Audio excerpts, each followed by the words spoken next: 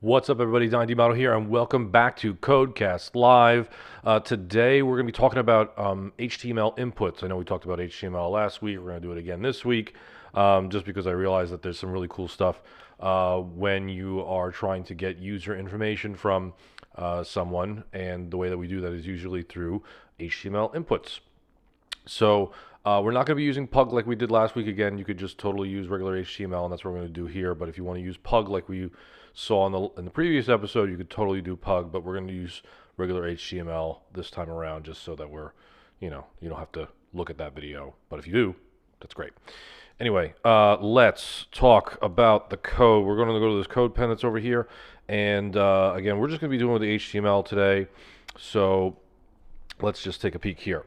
So there are lots of different HTML inputs. They're all the input tag. So you just say input like this. It's a self-closing tag. That's what this kind of slash here means.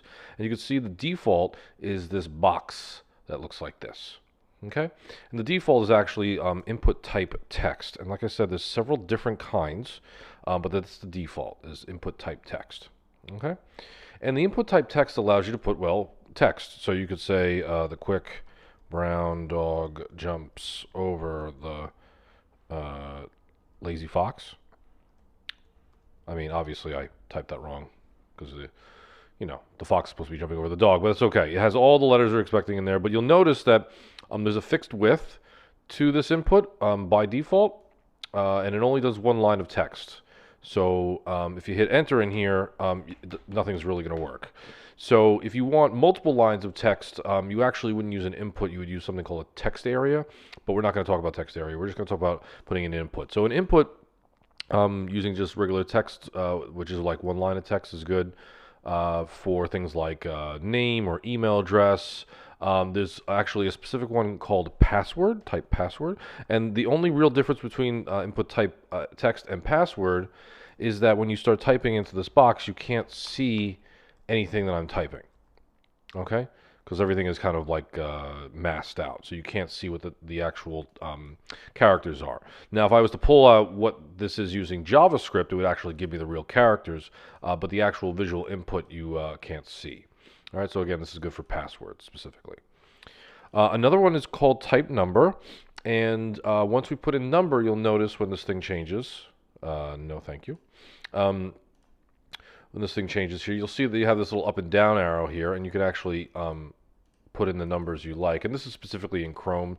Some of the other browsers will have different kind of UI parts to their elements, to their input elements. But this one, you could also, again, you could type in, 9000 or 9001.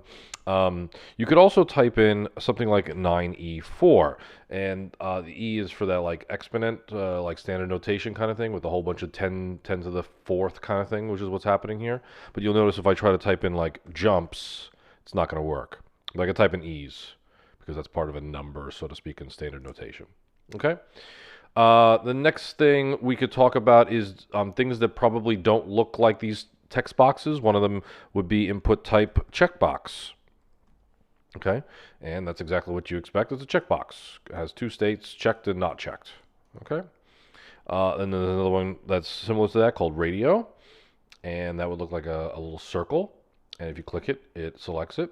There's a way to connect radio buttons so that they can like talk to each other and figure out which one is selected and which not.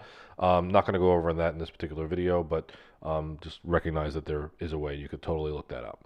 Another one that's kind of new is actually input type range, and that'll give us a slider. You can slide it back and forth, and there's a couple different properties that you could put into range. One of them is like min, which would start at maybe to 0, and then there's max, would be like 100. So then that means that this whole thing, this would be 0, this would be 100, and then there's like all the numbers in between. If I want certain values to be in between, I could say this thing called steps, and I could say like 10. So now this will only go in steps of 10. So it'll go 0, 10, 20. I believe that's how that works. Anyway, cool. And then there's another one, also very new, called color. And this will give you this like black thing here.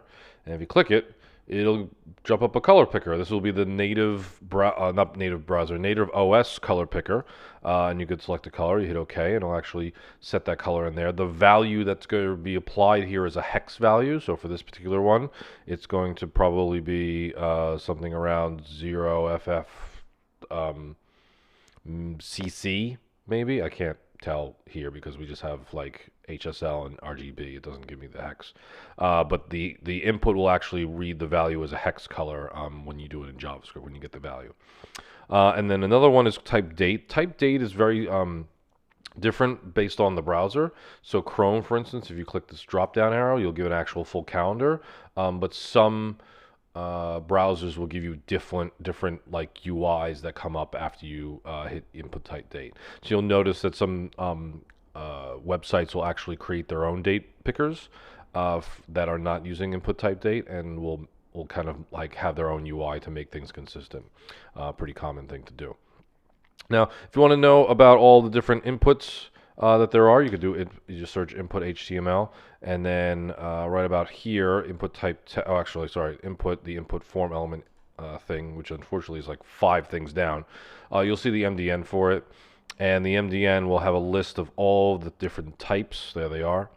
So you have a button, which is actually pretty unused because we usually use the button element, but we walked over checkbox and color and date. There's a whole bunch of other ones like file if you wanted to handle a file, number and password and radio we talked about, range we talked about. So there's a whole bunch of them in here. The ones that I talked about are probably the more common ones to use. File is also pretty common, and email is also very common. But those are just where you would put in the type over here, right? So if I wanted to input type file, you could see there'll be a choose file, open up the file system, and you could put a file in there. And then you would use JavaScript to go ahead and do something with that. So that's basically all the different file types that, I'm sorry, not file types, input types that there are. I'll actually list all of them in this code pen so that you can see all of the different like configurations for them when you actually go back into this.